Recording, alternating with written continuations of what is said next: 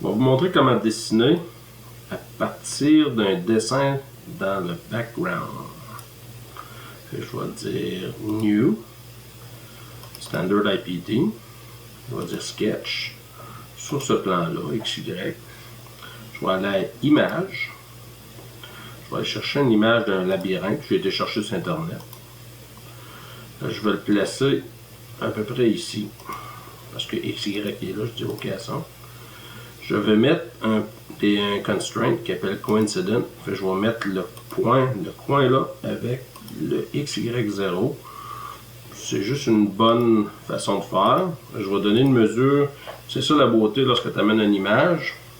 Tu peux reproduire quelque chose en autant que tu sais la grandeur, ça va reproduire exactement. Ça ne me donne rien de mettre une autre mesure ici parce que l'objet est concentrique. Fait que ça me dit this will over constrain, fait que t'en mets pas. Juste une, c'est suffisant. Fait que je dis OK, ça c'est finish sketch.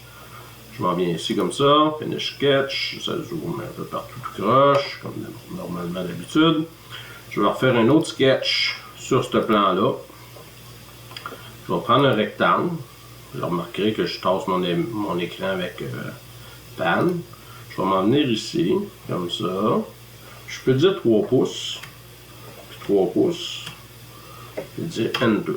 OK, fait que ça a fait mon. Je dis finish sketch encore. Ça m'a donné une forme que je peux extruder. Je vais extruder par en arrière, coin 125.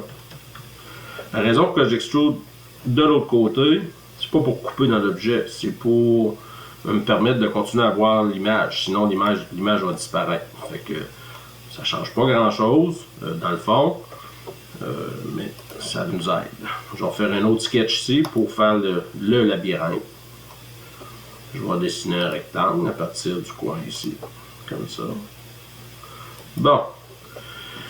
Il y a différentes façons de faire ça. Je pourrais faire des petits rectangles, mais je peux aussi utiliser offset. Prendre celle-là ici. Je vais juste zoomer un petit peu. Je vais juste la mettre ici. Prendre celle-là là. Vu que mon image est concentrique, c'est un carré, si ça serait un rectangle, ça ne marcherait probablement pas. Et là, ça a l'air à marcher. On va faire ça comme ça. Bon. Là, je dois faire des lignes. Je vais chercher line. Il faut s'assurer que ça l'accroche après la ligne. Je clique ici. Je vais faire spacebar, qui arrête la commande. Je redonne spacebar. C'est comme AutoCAD. Ça me redonne la commande, je pèse spacebar encore, ça l'arrête, je la porte là, je clique, je repèse spacebar, ainsi de suite.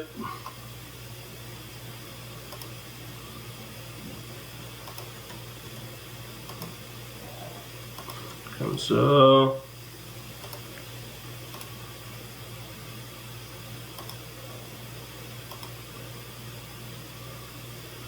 Ici, je vais le faire quand même. Non, je n'ai pas besoin de le faire. Je vais garder les murs solides. Je vais le faire ici.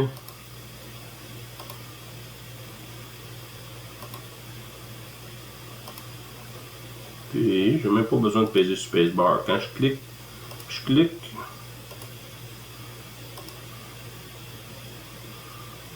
Je ne sais pas pourquoi que ça fait ça de même, mais ça le fait. D'habitude, ça nous permet de continuer. Là, mais...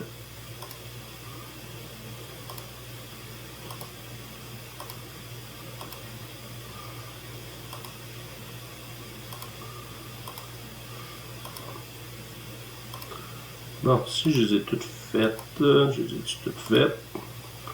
Je pense que oui. Je vais aller chercher Trim. Je vais nettoyer ça de même parce qu'il faut distinguer qu'est-ce qu'on va extruder. Là, je clique la souris puis je fais juste descendre.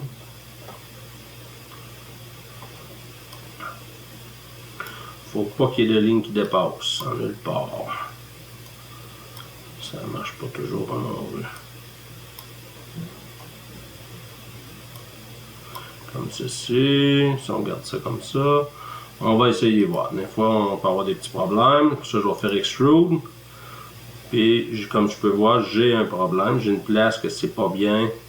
Parce qu'on peut voir que c'est pas parfaitement aligné. Ah, il l'a fait quand même. OK, parce que des fois, il montre juste des parties. Bon, le secret à ça, il est bien compliqué. Faut que tu ailles le sélectionner. Voyez-vous, il y a un espace vide ici. Si je clique là, ça ne marche pas. Faut que je clique dans ce trou-là pour que ça marche. Et voilà. J'ai un labyrinthe. Des fois, s'il y a une ligne qui dépasse, il va juste vouloir en faire une partie. C'est assez embêtant. Bon, je peux aller en arrière à cette heure. Ça, c'est le front. Je peux retourner ici en arrière. Faire back. Là, si je veux écrire et du texte, je m'en viens ici. Là, je vais faire un sketch. Je vais faire ça ici comme ça.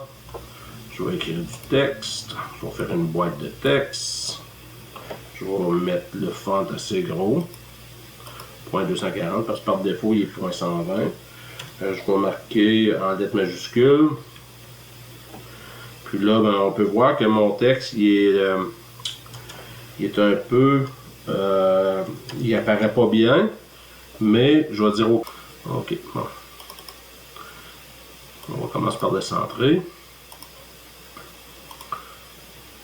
Ça fait, après ça, on va le placer. On va commencer par le placer.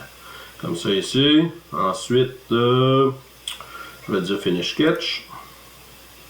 Je vais dire Emboss. Emboss quoi? Emboss ça ici.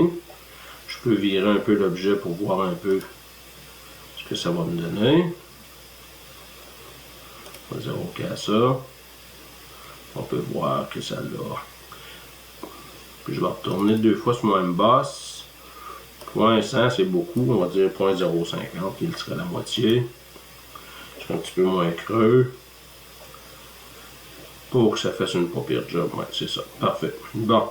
Une fois que j'ai terminé ça, je le sauvegarde. Je vais l'appeler labyrinthe 2, parce que je l'avais déjà un fait. Il était pratiqué avant. Ensuite, je dis sauvegarder. Je vais aller pour sauvegarder en STL. Il faut aller à Save As, il faut attendre. Pour faire Save Copy As, ça va nous donner tous les formats possibles.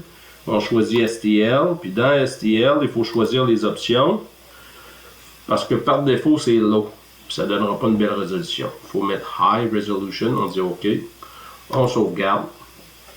J'ai sauvegardé en IPT, puis après ça, j'ai sauvegardé en STL.